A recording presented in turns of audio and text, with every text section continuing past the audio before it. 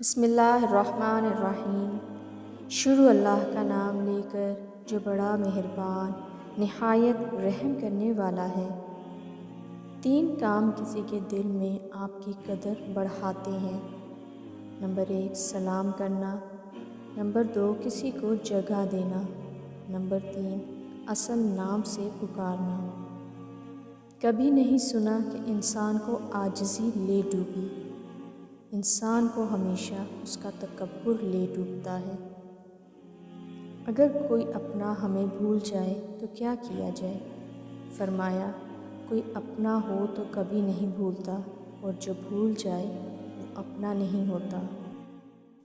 لوگ سمجھتے ہیں بت صرف پتھر کی مورتی کا نام ہے۔